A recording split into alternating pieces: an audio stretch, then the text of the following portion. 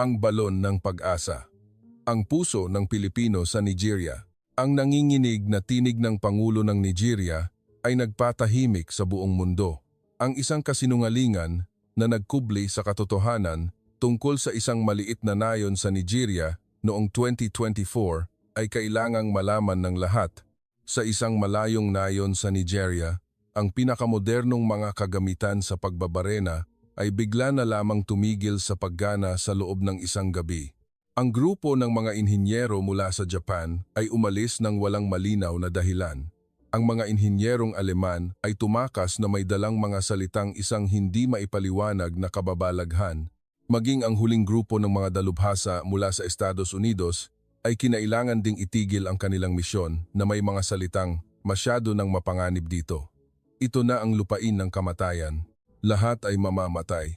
Ngunit sa sandaling sumuko na ang lahat, isang bagay na hindi kapani-paniwala ang nagsimulang mangyari. Sa lupain ng kamatayan, may nagsimulang umusbong at ang kislap sa mga mata ng mga taga-nayon ay nagbago. Mula ngayon, ibubunyag natin ang nakagugulat na talaan ng 48 oras na sinubukang itago ng buong mundo. Ako po, si Adeola, at nakatira ako sa isang maliit na nayon sa estado ng Adamawa, Nigeria. Ang araw na iyon, ika-15 ng Marso 2023, ang pinakawalang pag-asa na araw sa buhay ko.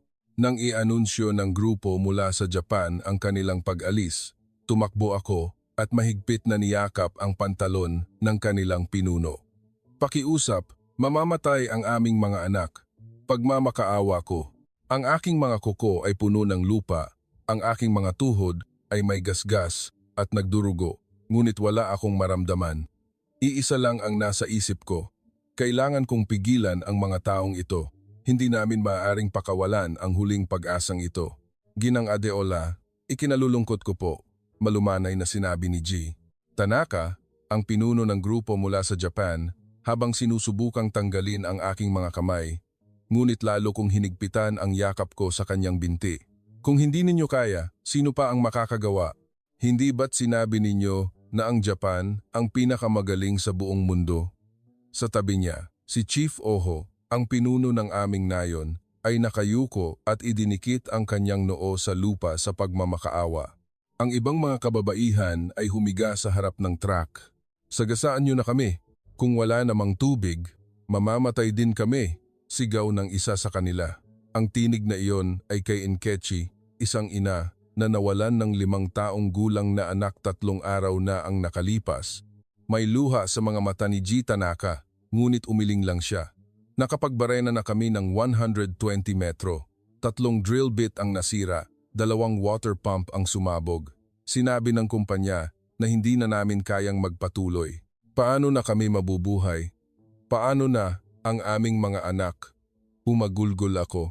Ngunit isa-isa nang sumakay sa truck ang mga Hapon, umugong ang makina. Sinubukan silang harangan ng mga kalalakihan sa nayon, ngunit wala itong nagawa. Dahan-dahan ngunit tuloy-tuloy na umandar ang truck. Kumapit ako sa sasakyan hanggang sa maubos ang aking lakas at bumagsak ako sa maalikabok na lupa. Nakadapa akong umiiyak sa mainit na lupa, pinagmamasdan ng truck na unti-unting nawawala sa paningin. Inay, malambing na hinaplos ni Kemi, ang aking 7 taong gulang na anak ang aking likod. Si Shino, ang aking 10 taong gulang na anak na babae, ay umiiyak sa aking tabi. Biglang may sumigaw, Panginoon, bakit mo kami pinabayaan? Ano ang aming nagawang kasalanan? Ang sigaw na iyon ay umalingaw-ngaw sa buong nayon. Lahat ay napaupo at nag-iiyakan.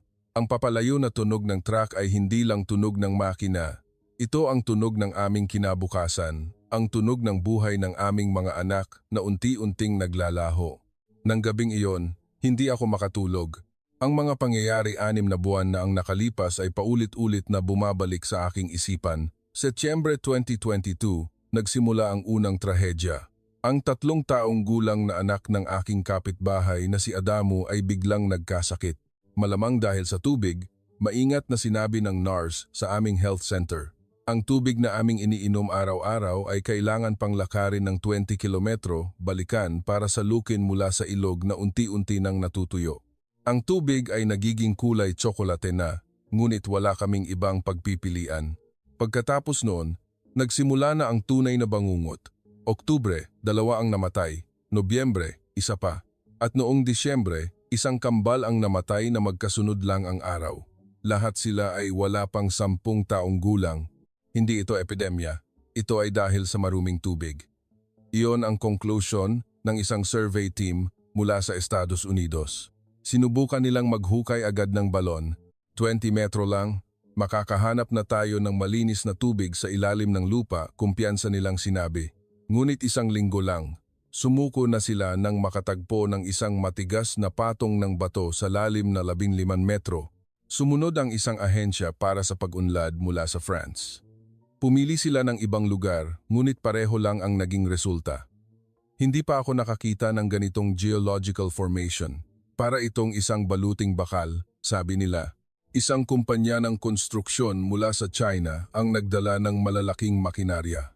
Umalingaw ang ingay ng kanilang pagbabarena, ngunit kinailangan nilang huminto sa 40 metro.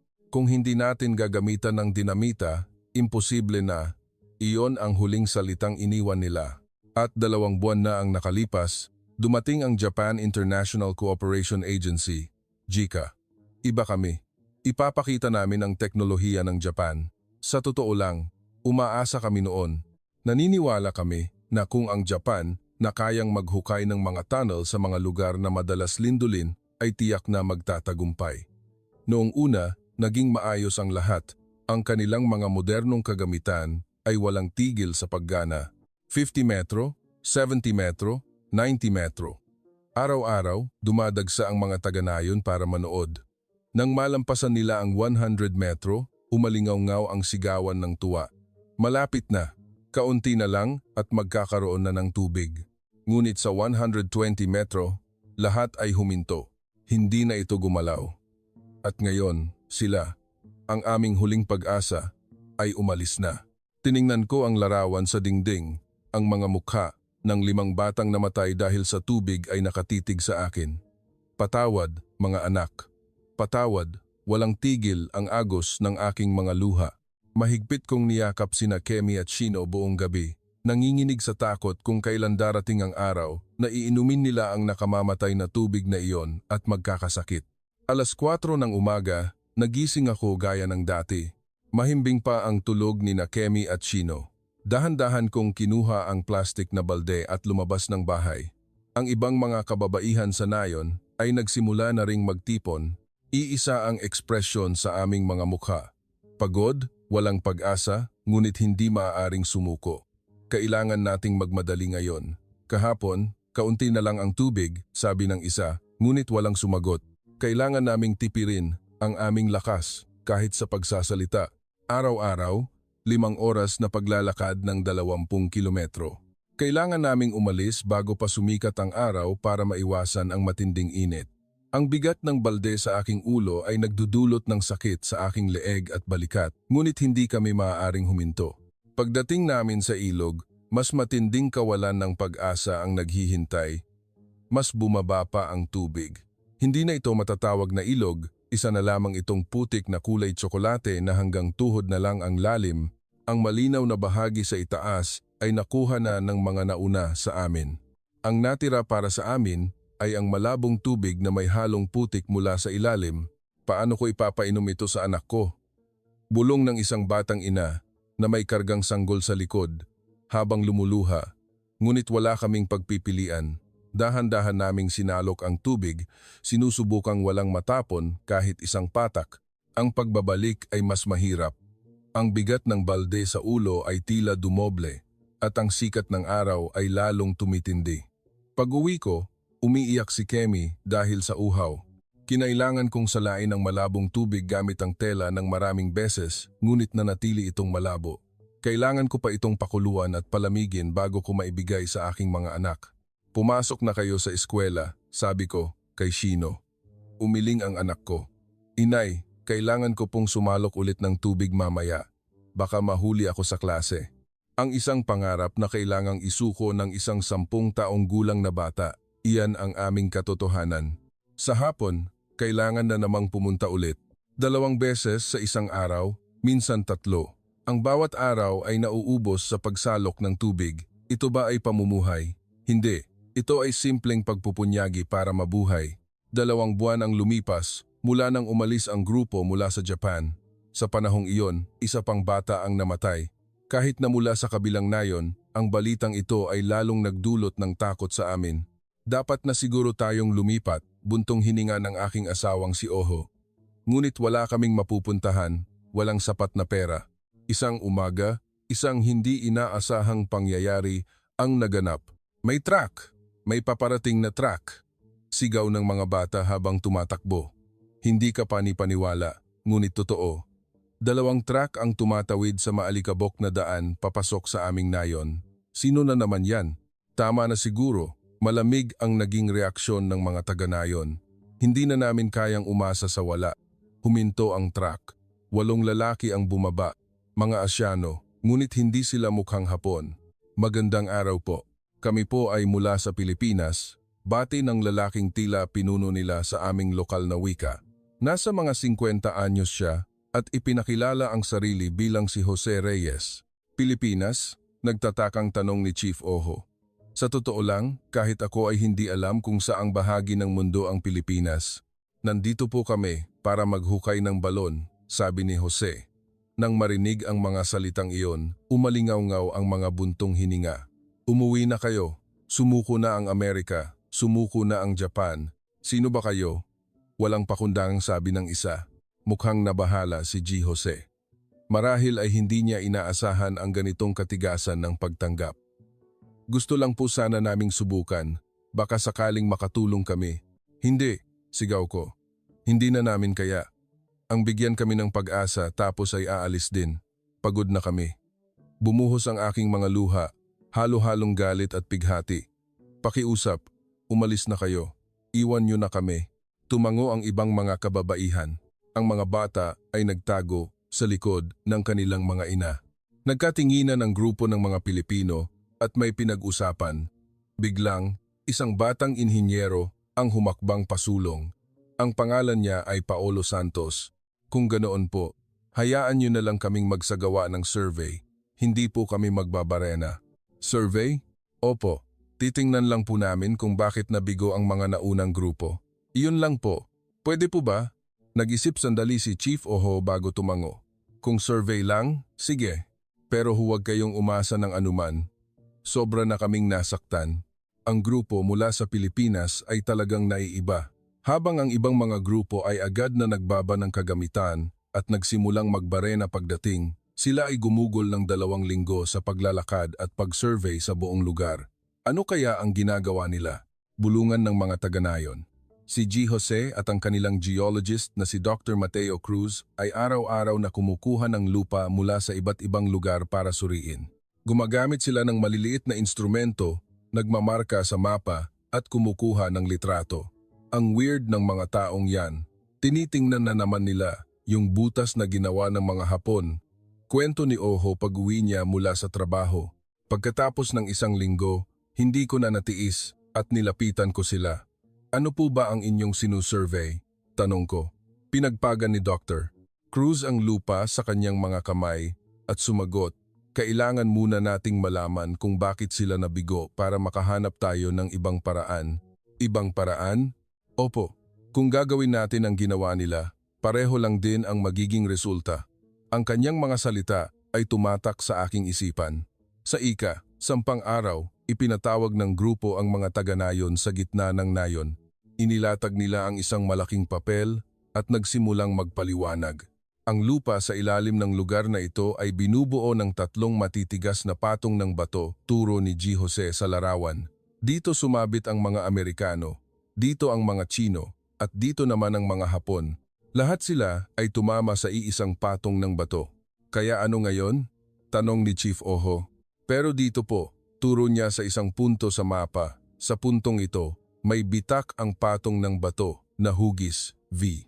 Kailangan nating maghukay ng mas malalim para magkaroon ng pagkakataon. Nagkatinginan ang mga taga-nayon ng may pag-aalinlangan. Ganyan din ang sinabi ng mga Hapon, ngunit nabigo rin sila. Tama po. Kaya hindi kami magmamadali, dagdag ni Paulo. Kahit mabigo kami, okay lang. Ang mahalaga ay sinubukan natin ang lahat. Isang kakaibang kapaligiran ang nabuo. Ang kanilang di sumusukong sa loobin ay tila naiiba, pero kami, akmang magsasalita ako nang biglang tumakbo si Kemi. "Tito, bakit po kayo nandito?" tanong niya. Ngumiti si Paulo at yumuko para magpantay ang kanilang mga mata dahil gusto naming tulungan ang mga taong nangangailangan ng tubig, bata. Ganyan din po ang sinabi ng ibang mga tito. Kung ganoon, ipapakita namin sa inyo kung paano kami naiiba. Matapos ang 2 linggong survey, nagsimula na ring magbaba ng kagamitan ang grupo.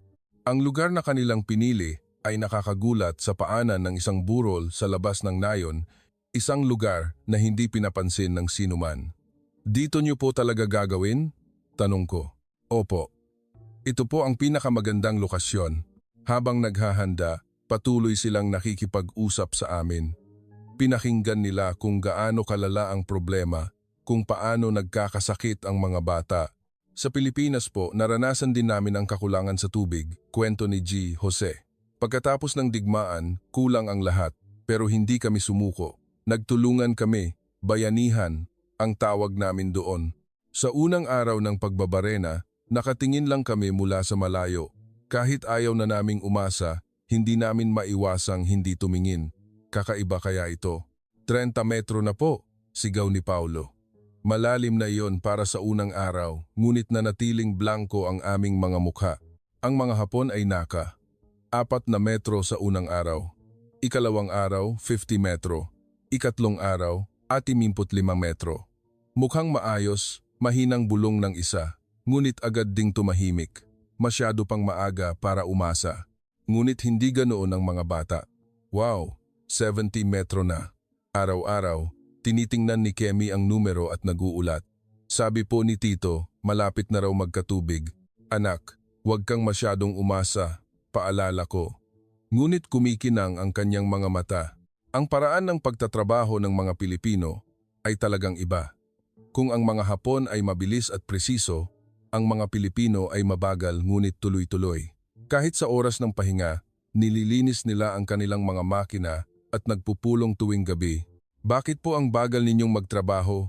tanong ko isang araw. "Kapag nagmamadali, nagkakamali. Gusto naming magtagumpay sa isang subok lang," sagot ni Dr. Cruz. Pagkalipas ng 1 linggo, nalampasan nila ang 20 metro. Ngayon, unti-unti nang nagbibigay pansin ang mga taga-nayon. Baka sa pagkakataong ito, huwag mong sabihin, baka hindi magkatotoo. Takot kaming bigkasin ang salitang pag-asa na para bang kapag sinabi namin ay maglalaho ito. At sa 85 metro, dumating ang unang krisis. Nakatagpo sila ng napakatigas na bato. Nagbago ang tunog ng drill, isang matinis na tunog ng metal na tumatama sa bato. Nagsimulang dumilim ang mga mukha ng mga taga-nayon. Heto na naman, nagsisimula na. Huminto ang grupo at nagpulong. "Subukan nating baguhin ang anggulo?" "Hindi pwede, mas kailangan nating maghukay ng malalim." "Hindi bale, subukan natin sa gilid." Pagkatapos ng ilang oras na pagtatalo, nakapagdesisyon sila. I-adjust ang anggulo ng drill ng 15 degrees. Gagana kaya iyan, pagdududa namin. Ngunit mukhang kumpiyansa sila. Muling nagsimulang magbarena ang drill na may bagong anggulo. Sa una ay matigas pa rin, ngunit unti-unti itong umuusad. 90 metro. Pagkalipas ng 2 araw, nalampasan nila ang 90 metro. Ngayon, lahat kami ay pigil hiningang nanonood. Ito ang lalim na, kahit ang mga Hapon ay hindi naabot. "Inay, sa tingin ko po, magtatagumpay sila ngayon," sabi ni Shino habang hawak ang aking kamay. "Hindi natin alam, anak. Tingnan natin," sabi ko. Ngunit nagsimula nang bumilis ang tibok ng puso ko. 95 metro. 100 metro. Lagpas 100 metro na. Umalingaw-ngaw ang sigawan. Sa unang pagkakataon, pumalakpak ang mga taga-nayon. Ngunit iwinagayway ni G. Jose ang kanyang kamay. "Hindi pa po. Ang totoong laban ay magsisimula pa lang." Habang nagpapatuloy ang pagbabarena, isang espesyal na ugnayan ang nabuo sa pagitan ng grupo at ng mga taga-nayon. Nagsimula ito sa basketball. Isang araw, sa oras ng pahinga, nagsimulang maglaro si Paulo kasama ang mga bata. Nagtayo siya ng makeshift ring sa isang puno. Noong una, si Kemi at ilang kaibigan lang, ngunit di nagtagal dumami ang mga bata. Pasa dito, shoot mo na, pasok. Ang tawanan ng mga bata ay umalingaw-ngaw sa buong nayon. Sa unang pagkakataon sa loob ng maraming buwan, sumali rin ang ibang mga inhinyero. Naging goalie sila, habang si G. Jose ang naging referee. Ang galing ng tatay ko, buong pagmamalaking sabi ni Kemi. Maging ang asawa kong si Oho ay nakisali na rin. Pagkatapos ng laro, may inilabas ang grupo. Ano po yan? Pancit Canton. Pagkain sa Pilipinas. Tiningnan ng mga bata ang pagkain na hindi pa nila nakikita. Nang buhusan ng mainit na tubig, kumalat ang amoy. Ang kakaiba ng amoy, sabi ni Shino, ngunit nang matikman niya ang unang subo, nanlaki ang kanyang mga mata. Ang sarap. Medyo maanghang, pero masarap. Mula noon, ang tanghalian ay naging isang espesyal na oras. Nagdadala ang mga kababaihan ng aming lokal na pagkain, tulad ng jollof rice, at ibinabahagi naman ng mga Pilipino ang sa kanila. Ito po ang jollof rice, recipe pa po ito ng lola ko, sabi ko. Kinain nila ito ng may gana. Wow, ang sarap. Mas masarap siguro kung may kasamang adobo, sabi ng isa. Ano po ang adobo? Tanong ko. Pambansang ulam po namin. Sa susunod, dadalhan namin kayo. Sa gabi, uupo kami sa paligid ng apoy. Ikinukwento nila ang tungkol sa kanilang bansa. Ang Pilipinas po ay dumanas din ng kahirapan. Pero hindi kami sumuko. Nagtutulungan kami. Iyon po ang dahilan kung bakit kami narito para tumulong. Para maibalik ang tulong na natanggap din namin noon. Isang gabi, inilabas ni Dr. Mateo ang kanyang gitara. Nagsimula siyang tumugtog ng mga awiting Pilipino. Nagsimula kaming kumanta ng aming mga katutubong awit at sinagot nila kami ng kanilang mga kanta. Kahit magkaiba ang wika, ang musika ang nagbuklod sa amin. Tito, bakit po palagi kayong nakangiti? Tanong ni Kemi kay Paolo. Dahil ang ngiti ay nagbibigay ng lakas, Kemi. Ngumiti ka rin ng madalas. Kapag dumating na ang tubig, mas marami pa tayong dahilan para ngumiti. Ang mga palitan na ito ay unti-unting nagbukas ng aming mga puso. Kapag may nagkakasakit sa kanila, kami ang nagdadala ng gamot. Kapag umuulan, kami ang nagpapayong. Iba talaga sila, sabi ng isa. Paano na iba? Nararamdaman mo ang kanilang sinseridad. Hindi lang sila nagtatrabaho.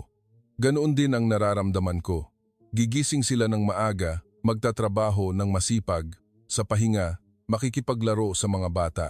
Tumutulong pa sila sa mga gawain sa nayon. Lalo na si G. Jose, na paulit-ulit na sinusuri ang lugar ng pagbabarena tuwing gabi.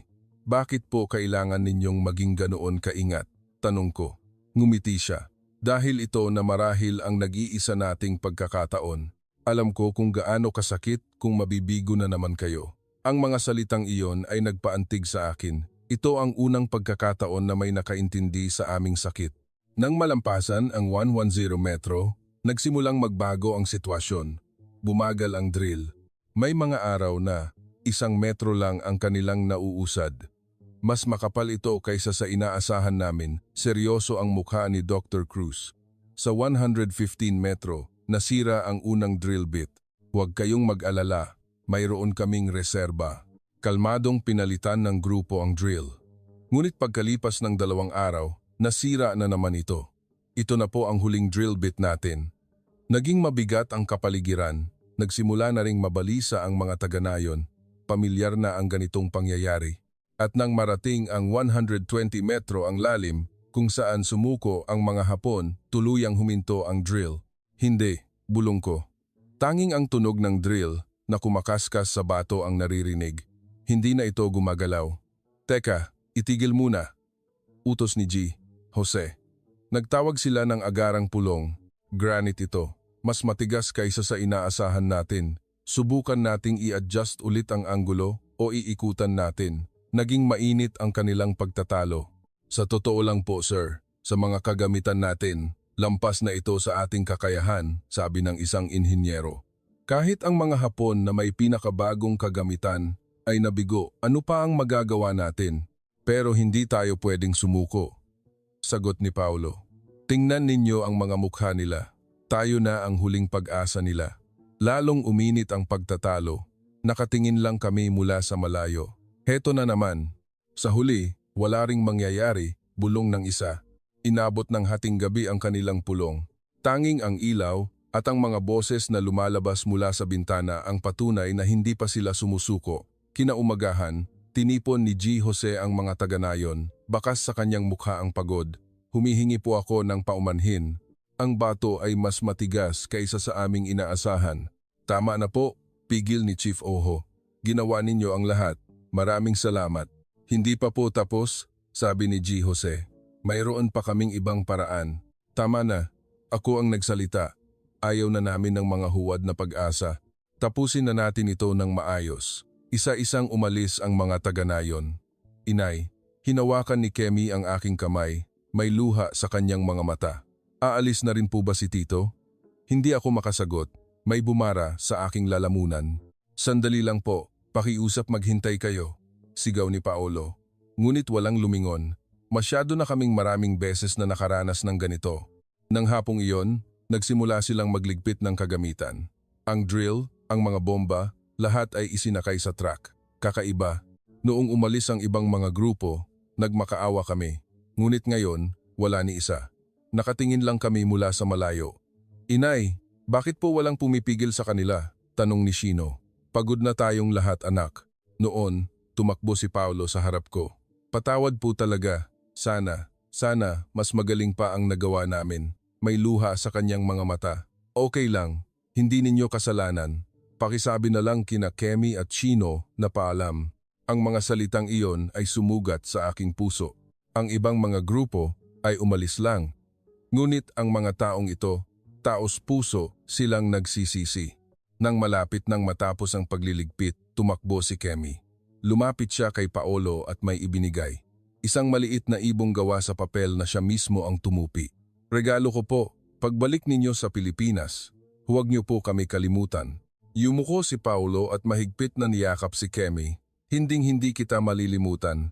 Si G. Jose, na nakamasid, ay natigilan. Tumingin siya sa malayo at may sinabi sa kanyang mga kasama sa wikang Filipino na hindi ko maintindihan, ngunit tila isang seryosong usapan. Sandali lang po, lumapit si G. Jose sa amin. Pwede po ba ninyo kaming bigyan ng 2 pang linggo? Ano po?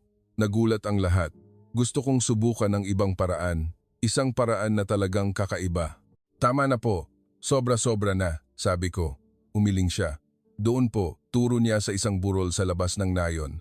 Kakaiba ang forma ng mga bato doon. Baka ang daloy ng tubig ay galing sa ibang direksyon. Sir, masyadong delikado yan, sabi ng isang kasama niya. Ang mga kagamitan natin ay malapit ng masira. Ang budget, ako ang bahala, sabi ni G. Jose. Ako ang magpapaliwanag sa kumpanya. Isang nakabibinging katahimikan ang bumalot. Baliw ka na ba? Paano kung mabigo tayo? Pero kung uuwi tayo ng ganito, hindi ko kaya, matigas ang tingin ni G. Jose. Tingnan ninyo ang mga batang yan. Masasabi ba natin sa kanila ng buong puso na ginawa natin ang lahat? Noon, napadaan sila sa sementeryo ng nayon kung saan maraming maliliit na puntod ang nakahilera. Huminto si G. Jose. Sa mga bata po ba lahat yan? Opo. Nitong nakaraang taon lang, nanginginig ang boses ko. Dahan-dahan siyang lumapit at hinawakan ang isang puntod. Sean Kalu, ipinanganak 2018, namatay 2023, 5 taong gulang, namatay dahil sa maruming tubig. Matagal siyang nakatayo doon bago humarap. Hindi tayo aalis, hindi tayo uuwi. Nagulat ang kanyang mga kasama. Sir, kung uuwi tayo ng ganito, habang buhay ko itong pagsisisihan. Lumakad siya pabalik sa truck at nagsimulang ibaba muli ang mga gamit. Baliw na to. Ano ang sasabihin ng kumpanya? Ako ang bahala. Kung sino ang gustong umuwi, malaya kayong umalis. Nagkatinginan ang mga natitirang miyembro. Umiling ang ilan. Pasensya na sir. Hinihintay ako ng pamilya ko. Naiintindihan ko. Sige na. 4 ang umalis. Ang natira ay si G. Jose, si Dr. Cruz, si Paulo, at isang inhinyero na lang. Seryoso po ba kayo, sir? Tanong ni Dr. Cruz. Oo, hanggang sa huli. Pero kulang ang kagamitan, kulang ang tao. Gawin natin ang lahat sa kung anong mayroon tayo. Tiningnan namin sila ng may hindi makapaniwalang ekspresyon. Bakit? Bakit ninyo ito ginagawa? Tanong ko. Tumingin si G. Jose kina Kemi at Shino. May mga anak din po ako sa Pilipinas.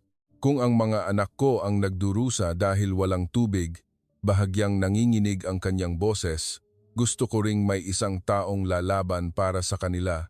Hanggang sa huli, ng gabing iyon, ang 4 na Pilipino ay muling naglatag ng mapa. Kalimutan na natin ang paglusot sa bato. Kailangan nating humanap ng ibang daan. Kung ganoon, kailangan nating hanapin ang siwang sa pagitan ng mga bato. Magagawa kaya natin yon? Hindi ko alam. Pero kailangan nating subukan. Si Kemi, na nakasilip sa labas, ay nagsabi, "Inay, hindi po sila umalis." "Oo anak, hindi sila umalis." Sa unang pagkakataon, ang salitang pag-asa ay tunay na nabuo sa aking puso. Mga taong tumanggap ng kabiguan ngunit hindi umalis. Mga taong nanatili hindi para sa pera o katanyagan, kundi para sa amin. Magbabago kaya ito? Hindi ko alam. Inakbayan ako ni Ojo, ngunit nakatingin ako sa ilaw sa labas ng bintana. Noon, naramdaman ko ang tunay na pag-asa. Kinaumagahan, nagsimula ang isang kakaibang paraan ng pagtatrabaho. Hindi na tayo maghuhukay ng patayo. Maghuhukay tayo ng paikot, pababa. Ipinakita ni Dr. Cruz ang bagong plano. Mas matagal ito, pero mas malaki ang posibilidad na maiwasan natin ang matigas na bato. Sa pagkakataong ito, ang mga taga-Nayon ay tumulong. Ano po ang maitutulong namin? Kulang po kami sa tao. Pwede po ba kayong tumulong sa pagbuhat o pagbabantay sa gabi? Ang mga kalalakihan ay nagboluntaryo. Nagsimula ang 24 oras na trabaho.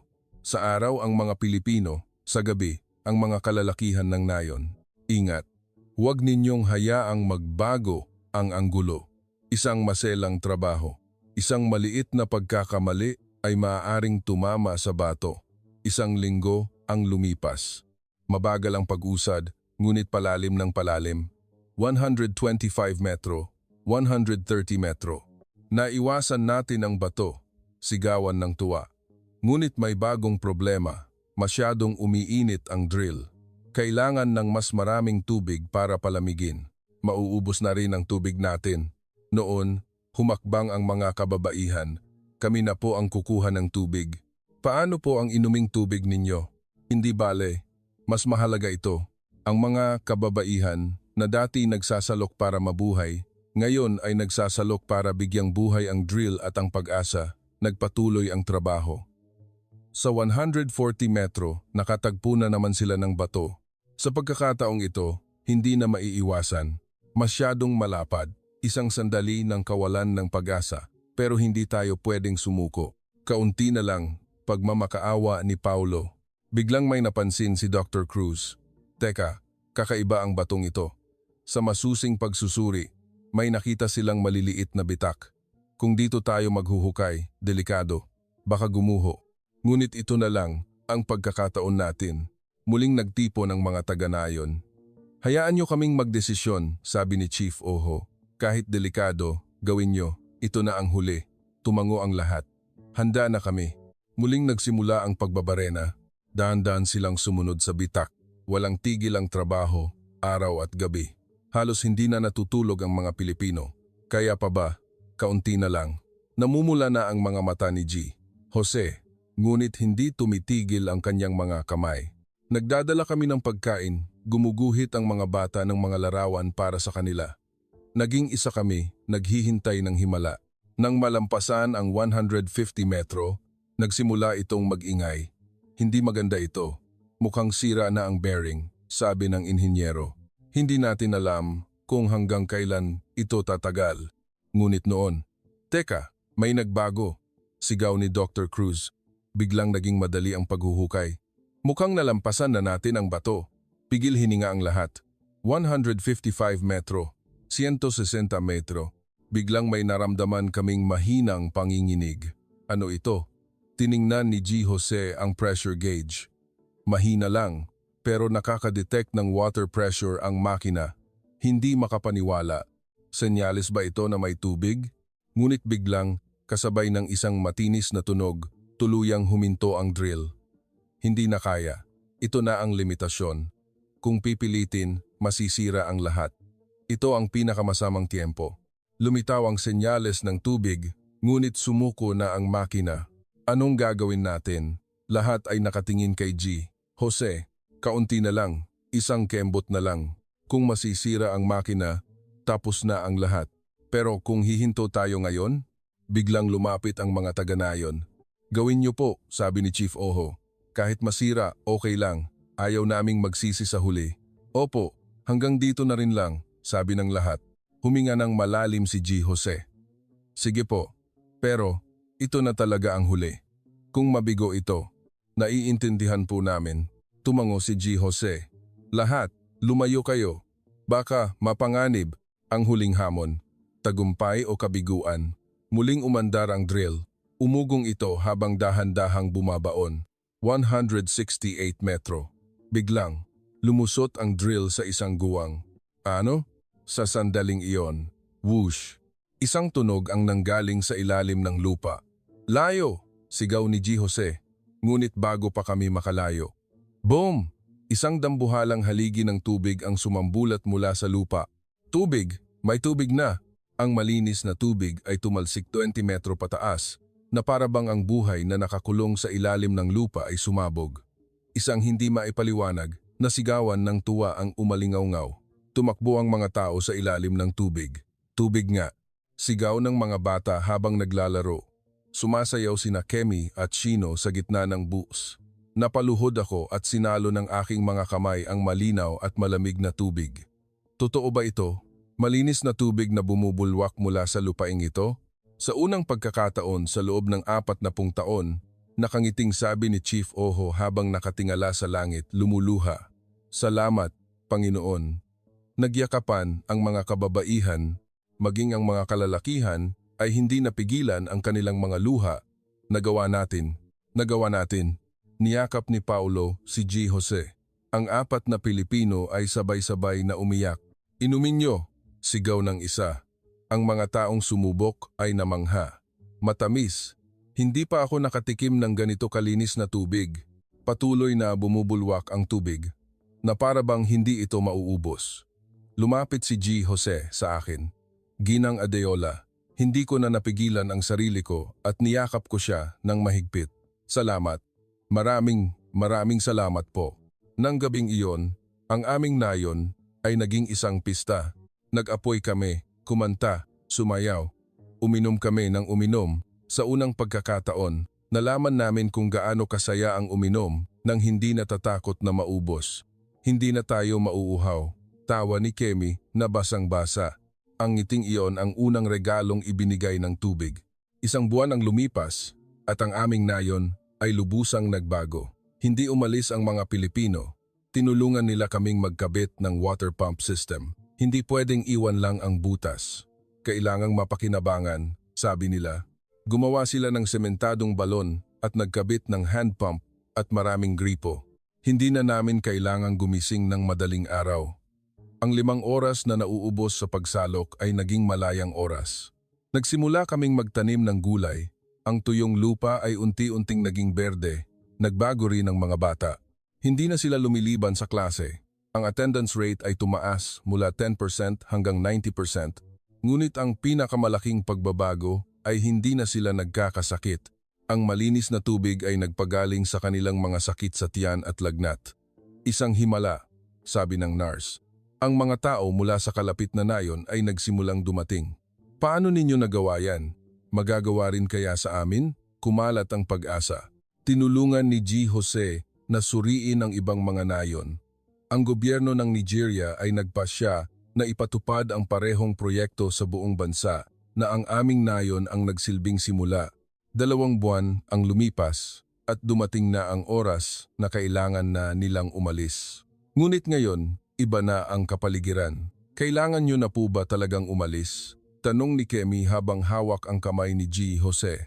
Oo, kailangan na naming tulungan ang ibang mga nayon. Babalik po ba kayo? Siyempre, pamilya na tayo ngayon. Inihanda namin ang isang kumot na hinabi ng mga kababaihan bilang regalo. Iniwan ni Dr. Cruz ang kanyang gitara. Huling beses na nakipaglaro ng basketball si Paulo sa mga bata.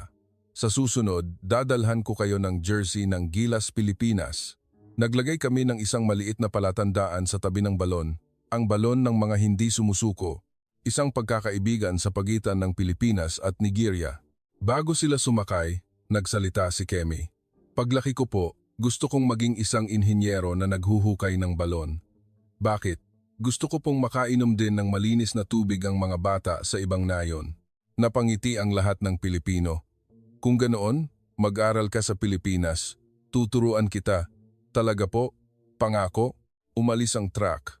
Ngunit ngayon, ang mga luhang dumaloy ay hindi luha ng kalungkutan, kundi ng pasasalamat. Kumaway kami hanggang sa mawala sila sa paningin. Magkita tayo ulit. Babalik kayo ha. Isang taon ang lumipas. At ang aming nayon ay naging ibang-iba na.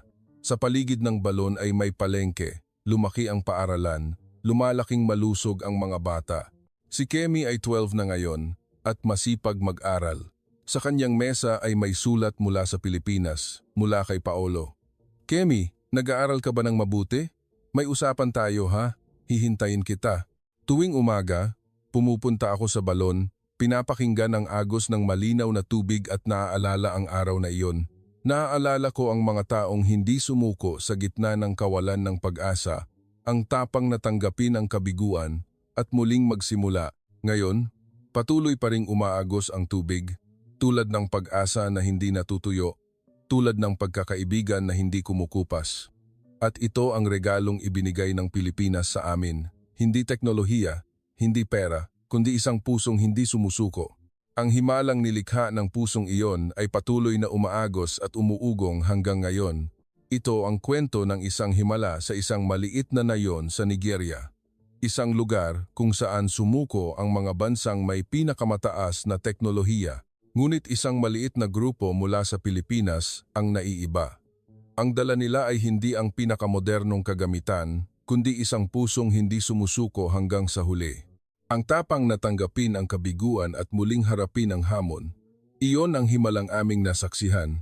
Sa mga oras na gusto mo nang sumuko, sa mga oras na tila imposible ang lahat, alalahanin mo ang balon sa nayong ito sa Nigeria. At tandaan, ang himala ay hindi nagmumula sa pambihirang kakayahan, kundi sa mga ordinaryong taong hindi sumusuko.